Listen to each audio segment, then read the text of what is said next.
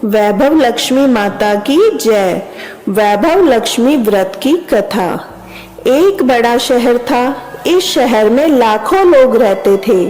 पहले के जमाने के लोग साथ साथ रहते थे और एक दूसरे के काम आते थे, पर नए जमाने के लोगों का स्वरूप ही अलग सा है। सब अपने अपने काम में रत रहते हैं, किसी को किसी की परवाह नहीं। घर के सदस्यों को भी एक दूसरे की परवाह नहीं होती। भजन, कीर्तन, भक्ति भाव, दया, परोपकार जैसे संस्कार कम हो गए हैं। शहर में बुराइयां बढ़ गई थी। शराब, जुआ, रेस, व्यभिचार, चोरी, डकैती जैसे बहुत से गुनाह शहर में होते थे।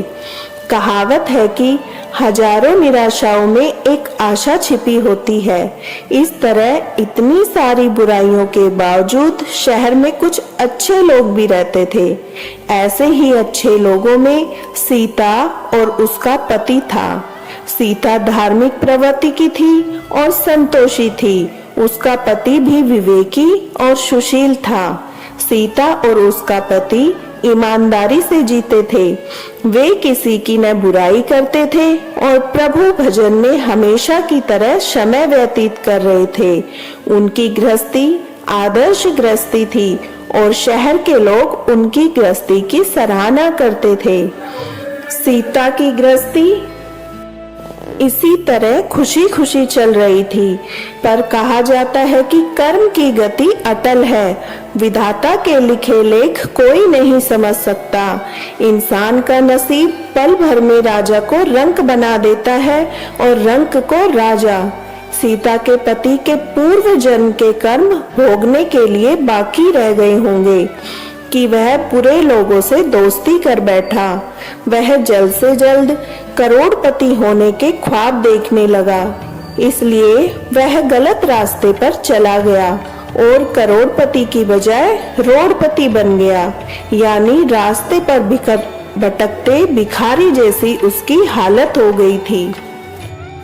शहर में शराब, जुआ, रेस, चरस, गांजा वगैरह बुराइयां फैली हुई थी। उनमें सीता का पति भी फंस गया।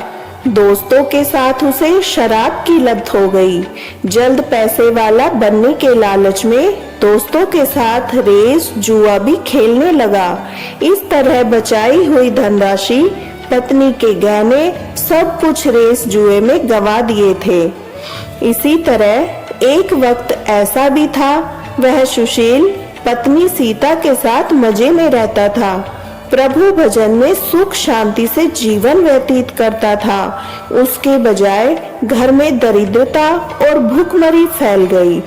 सुख से खाने की बजाय 2 वक्त भोजन के लाले पड़ गए और सीता को पति की गालियां खाने का वक्त आ गया था।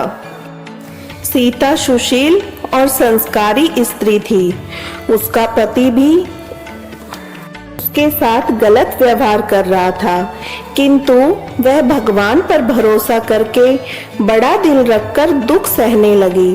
कहा जाता है कि सुख के पीछे दुख और दुख के पीछे सुख अवश्य आता है, इसलिए दुख के बाद सुख आएगा ही। ऐसी आशा के साथ सीता प्रभु भक्ति में लीन रहने लगी। इस तरह सीता असहाय सुख सहते सहते प्रभु भक्ति में समय बिताने लगी। अचानक एक दिन दोपहर को उनके द्वार पर किसी ने दस्तक दी। सीता सोच में पड़ गई कि मुझ जैसे गरीब के घर इस वक्त कौन आया होगा। फिर भी द्वार पर आए अतिथि का आदर करना चाहिए। ऐसे आर्य धर्म के संस्कार वाली सीता ने खड़े होकर द्वार खोला। देखा तो सामने एक मांझी खड़ी थी।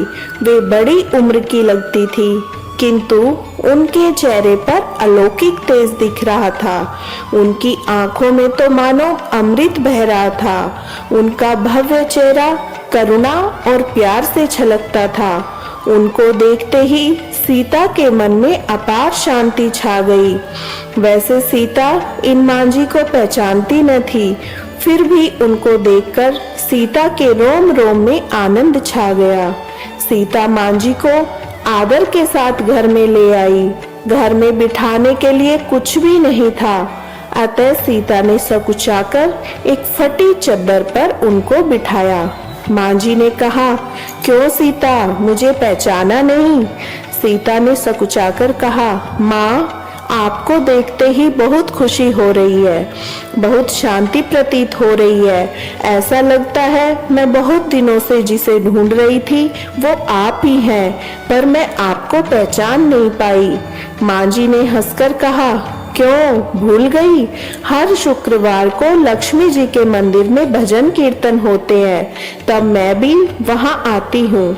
वहाँ हर शुक्रवार को हम मिलते हैं। पति जब से गलत रास्ते पर चला गया था, तब से सीता बहुत दुखी हो गई थी और दुख की मारी वह लक्ष्मी जी के मंदिर भी नहीं जाती थी। बाहर के लोगों के साथ नजर भी मिलाते उसे शर्म लगती थी। उसने दिमाग पर जोर दिया, पर माँ जी याद नहीं आ रही थी। तभी माँ जी ने कहा, तू लक्ष्मी जी के मंदिर में कितने मधुर भजन गाती थी, अभी तू दिखाई नहीं देती थी, इसलिए मुझे लगा कहीं तू बीमार तो नहीं है। ऐसा सोचकर मैं तुझसे मिलने चली आई हूँ। माँ जी के अति प्रेम भरे शब्दों से सीता का हृदय पिघल गया। उसकी आंखों में आंसू आ गए। माँ जी के सामने वह बिलक बिलक कर रोने लगी। यह देखकर माँ जी सीता के नजदीक सरकी और उसकी सिसकती पीठ पर प्यार भरा हाथ फेरकर सांत्वना देने लगी।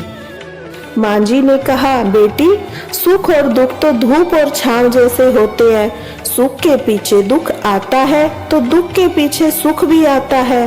धैर्य रखो बेटी। और तुझे क्या परेशानी है? अपने दुख की बात मुझे सुना, तेरा मन भी हल्का हो जाएगा और तेरे दुख का कोई उपाय भी मिल जाएगा। माँ जी की बात सुनकर सीता के मन को शांति मिली। उसने माँ जी से कहा, माँ, मेरी गृहस्थी में भरपूर सुख और खुशियाँ थी। मेरे पति भी सुशील थे। भगवान की कृपा से पैसे की बात में भी हमें संतोष था। हम शांति से गृहस्थी चलाते, ईश्वर भक्ति में अपना व्यतीत करते थे। यकायक हमारा भाग्य हमसे रूठ गया। मेरे पति की बुरे लोगों से दोस्ती हो गई।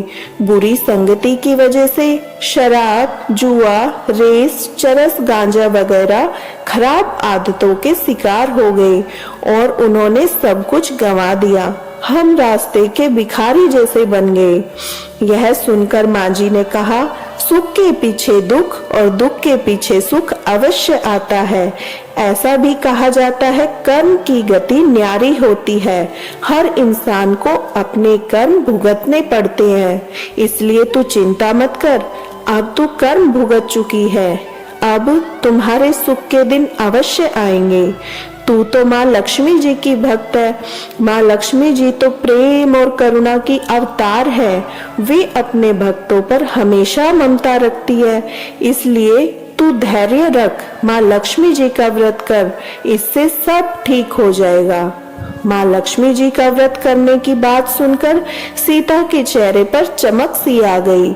उसने पूछा, माँ, लक्ष्मी जी का व्रत कैसे किया जाता है? वह मुझे समझाइए, मैं यह व्रत अवश्य करूंगी। माँ जी ने कहा, बेटी, माँ लक्ष्मी जी का व्रत बहुत सरल है। उसे वर लक्ष्मी व्रत या वैभव लक्ष्मी व्रत भी कहा जाता है। यह व्रत करने वालों की सब मनोकामनाएं पूर्ण होती है। वह सुख, संपत्ति और यश प्राप्त करता है। ऐसा कहकर माँ जी वैभव लक्ष्मी व्रत की विधि कहने लगी। बेटी, वैभव लक्ष्मी व्रत वैसे तो सीधा साधा व्रत है, परंतु कई लोग गलत तरीके से करते हैं, अतः उसका फल नहीं मिलता। कई लोग कहते हैं, सोने के गहनों की हल्दी कुमकुम से पूजा करो, बस व्रत हो गया, तभी उसका फल मिलता है।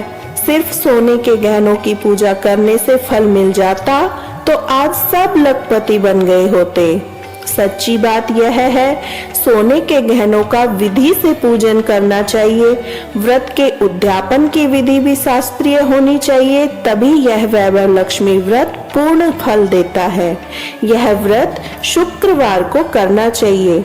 सुबह में स्नान करके स्वच्छ कपड़े पहनो, और सारा दिन मन में जय माँ लक्ष्मी का नाम स्मरण करो।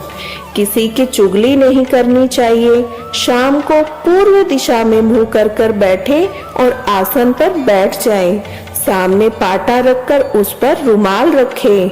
रुमाल पर चावल का थोड़ा सा ढेर रखो। उस ढेर पर पानी से भरा तांबे का कलश रखकर कलश पर एक कटोरी रखो। उस कटोरी में एक सोने का गहना रखो। सोने का न हो तो चांदी का भी चलेगा। चांदी का न हो तो नकद रुपया भी चलेगा। बाद में घी का दीपक जलाकर धूप सुलगा कर रखो। माँ लक्ष्मी जी के बहुत स्वरूप है। माँ लक्ष्मी जी को श्री यंत्र अति प्रिय है। अतः वैभव लक्ष्मी व्रत विधि अनुसार करते वक्त सर्वप्रथम श्री यंत्र और लक्ष्मी जी के विविध स्वरूपों का सच्चे भाव से दर्शन करो। उसके बाद लक्ष्मी स्तवन का पाठ करो। बाद में कटोरी में रखे गहने या रुपयों का हल्दी कुमकुम और चावल चढ़ाकर पूजन करो। लाल रंग का फूल चढ़ाओ। शाम को कोई मीठी चीज बनाकर उसका प्रसाद रखो। न हो सके तो शक्कर या गुड़ भी रख सकते हैं।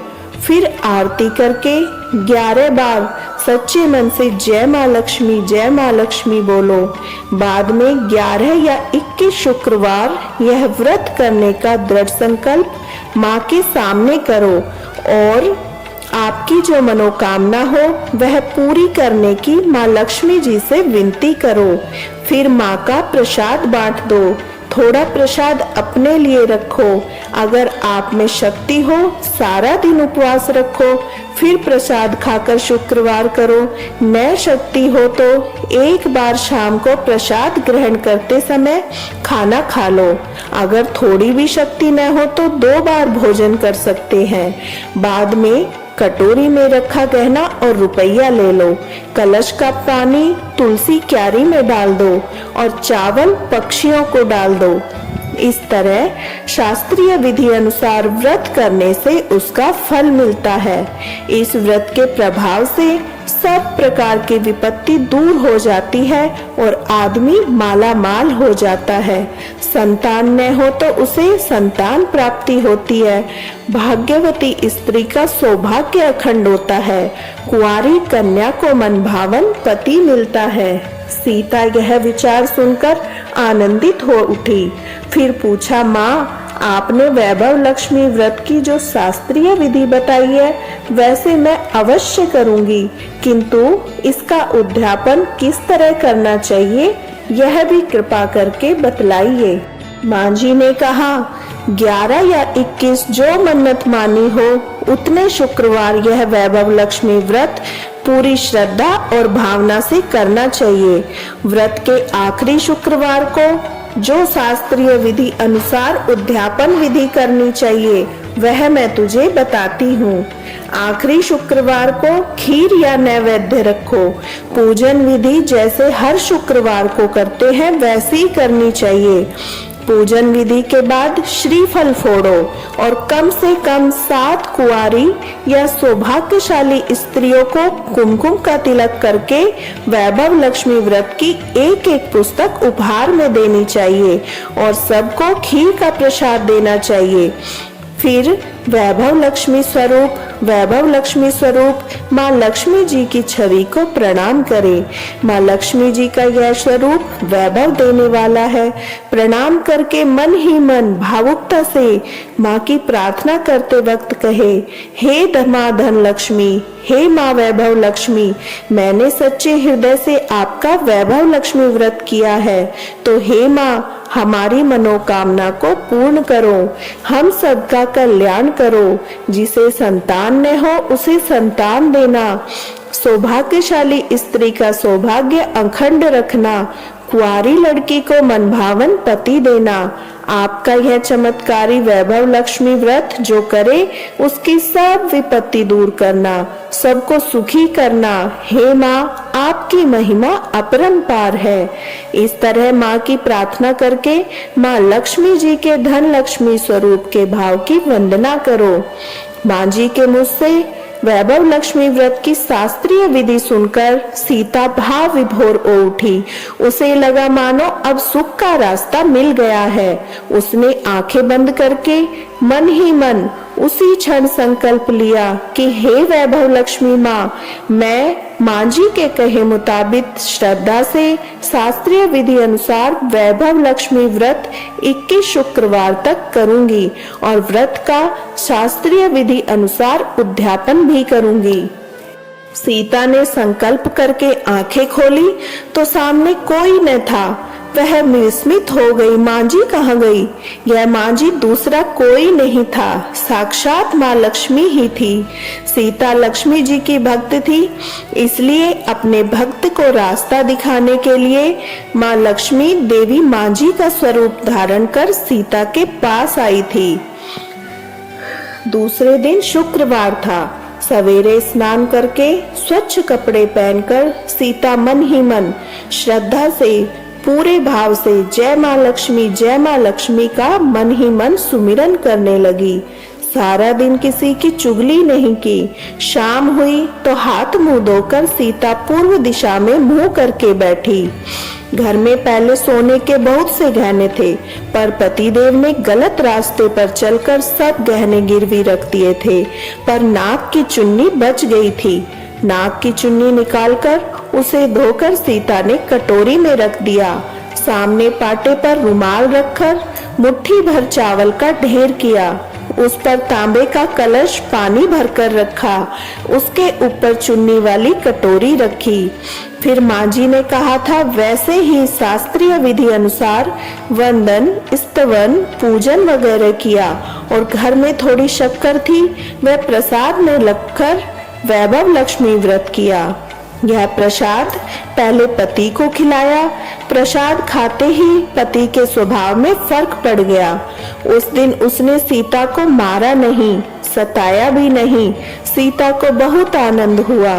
उसके मन में वैभव लक्ष्मी व्रत के लिए श्रद्धा और बढ़ गई। सीता ने पूर्ण श्रद्धा भाव से 21 शुक्रवार तक वैभव लक्ष्मी व्रत किया। 21वें शुक्रवार को माँ जी के कहे मुताबिक उद्यापन विधि करके 7 स्त्रियों को वैभव लक्ष्मी व्रत की 7 पुस्तकें उपहार में दी। फिर माता जी के धन लक्ष्मी स्वरूप की छवि को वंदन करके भाव से मन ही मन प्रार्थना करने लगी, हे माँ लक्ष्मी, मैंने आपका वैभव लक्ष्मी व्रत करने की मन्नत मानी थी, वह व्रत आज पूर्ण किया है। हे माँ, मेरी हर विपत्ति दूर करो, हम सबका कल्याण करो। जिसे संतान न हो उसे संतान देना, सौभाग्यवती स्त्री का सौभाग्य अखंड रखना, कुंवारी कन्या को मनभावन पति देना। आपका यह चमत्कारी वैभव लक्ष्मी व्रत जो करे उसकी सब विपत्ति दूर करना, सबको सुखी करना। हे माँ, आपकी महिमा अपार है। ऐसा बोलकर लक्ष्मी जी के धन लक्ष्मी स्वरूप की छवि को प्रणाम किया। इस तरह शास्त्रीय विधि अनुसार सीता ने श्रद्धा से व्रत किया और तुरंत ही उसे फल मिला। उसका पति गलत रास्ते पर चला गया था, वह अच्छा आदमी हो गया और कड़ी मेहनत करके व्यवसाय करने लगा। माँ लक्ष्मी जी के वैभव लक्ष्मी व्रत के प्रभाव से उसको ज्यादा मुनाफा होने लगा। उसने तुरंत सीता के गिरवी रखे गहने छुड़ा लिए। घर में धन की बाढ़ सी आ गई। घर में पहले की तरह सुख शांति छा गई। वैभव लक्ष्मी व्रत का प्रभाव देखकर मोहल्ले की दूसरी स्त्रियां भी शास्त्रीय विधि पूर्वक वैभव लक्ष्मी व्रत करने लगी। हे माँ धन लक्ष्मी, आप जैसे सीता पर प्रसन्न हुई, उसी तरह आपका व्रत करने वाला सब पर प्रसन्न होना, सबको सुख शांति देना।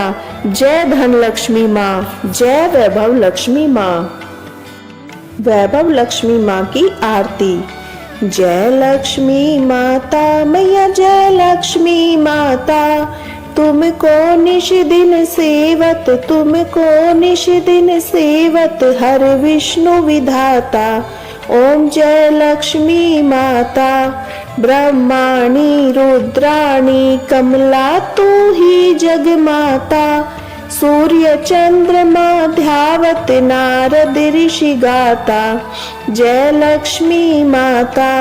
दुर्गा रूप निरंजनी सुख संपत्ति दाता, जो कोई तुमको ध्यावत रिद्धि सिद्धि धन पाता। ओम जय लक्ष्मी माता। तू पाताल बसंती तू ही शुभ दाता, करम प्रभाव प्रकाशिनी जग निधि की त्राता। ओम जय लक्ष्मी माता। जिस घर थारो वासा ताहि में गुण आता, कर न सके सोई कर ले मन नहीं घबराता। ओम जय लक्ष्मी माता।